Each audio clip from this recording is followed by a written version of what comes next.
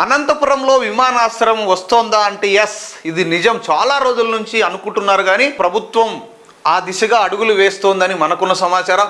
ఈ రోజు social media కనుక చూస్తే ఎక్కడ చూసినా కూడా అనంతపురంలో విమానాశ్రయం ఏర్పాటుకు కేంద్రం ఓకే అంటూ కూడా అనంతపురంలో విమానాశ్రయం ఏర్పాటుపై ముందడుగు పడింది. ఎయిర్పోర్ట్ నిర్మాణానికి కేంద్ర పౌర విమానయాన మంత్రిత్వ శాఖ సూత్రప్రాయంగా అంగీకరించిన సమాచారం. దీని నిర్మాణానికి 1200 ఎకరాలు కేటాయించాలని కేంద్ర మంత్రిత్వ శాఖ రాష్ట్ర సర్కార్ను కోరినట్లు అధికార వర్గాలు పేర్కొన్నాయి. భూమి చూపిన వెంటనే తదుపరి కార్యాచరణ మొదలు కానుంది. అనంతపురం పరిధిలో రాష్ట్ర ప్రభుత్వం ఎక్కడ భూమి కేటాయిస్తుంది అన్నది ఆసక్తికరంగా మారింది.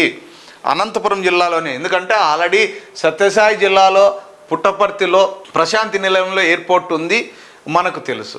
తర్వాత కర్నూలులో ఎయిర్పోర్ట్ ఉంది, ఆ విధంగా కడపలో ఎయిర్పోర్ట్ ఉంది, అనంతపురంలో కూడా లేదు. ఎందుకంటే ఈ మధ్యకాలంలో విదేశాల్లో చదువుతున్న విద్యార్థులు కావచ్చు, విదేశాల్లో ఉద్యోగాలు చేస్తున్న సాఫ్ట్వేర్లు కావచ్చు, బెంగళూరు, హైదరాబాదు లాంటి నగరాలకు డబ్బు ఎంతైనా పెట్టిపోయి అంత కెపాసిటీ ఉన్న వాళ్ళు అనంతపురంలో కూడా చాలామంది ఎక్కువైపోయారు.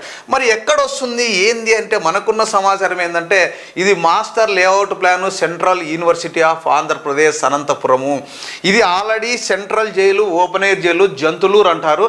ఆ జంతులూరు దగ్గర ప్రభుత్వ భూమి దాదాపు 1600-1800 ఎకరాలు ఉంటే అందులో కొంచెం ఒక 400-500 మనకు కరెక్ట్ సమాచారం తెలియదు కానీ కొన్ని వందల ఎకరాలు సెంట్రల్ యూనివర్సిటీకి ఇచ్చారు. అదేవిధంగా బెటాలియన్, అక్కడ పోలీస్ బెటాలియన్ కూడా కొంత ఉంది. ఇంకా ఒక 600 ఎకరాలు కూడా అక్కడ ఉందంట, ప్రభుత్వ భూమి ఉంది. ఈ ప్రభుత్వ భూమిని తీసుకొని ఇక్కడే ఎయిర్పోర్ట్ వచ్చే అవకాశం ఉందా అని కొంతమంది అంటున్నారు.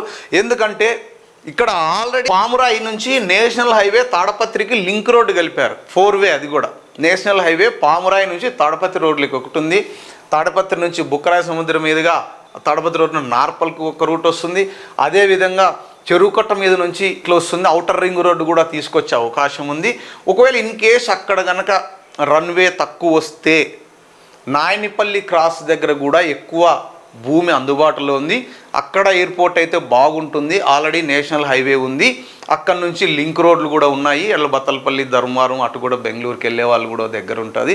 ఇవన్నీ దృష్టిలో పెట్టుకొని ఉండొచ్చు. మొదటి ప్రియారిటీ ప్రభుత్వ భూమి 600 ఎకరాలు, అంటే దాదాపు మనకున్న సమాచారం 600 ఎకరాలు అందుబాటులో ఉంది.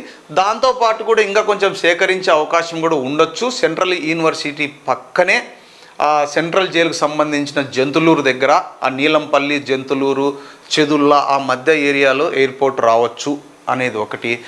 ఆ తర్వాత నాయనపల్లి క్రాస్లో ఉండొచ్చు అని మరికొంతమంది అంటున్నారు.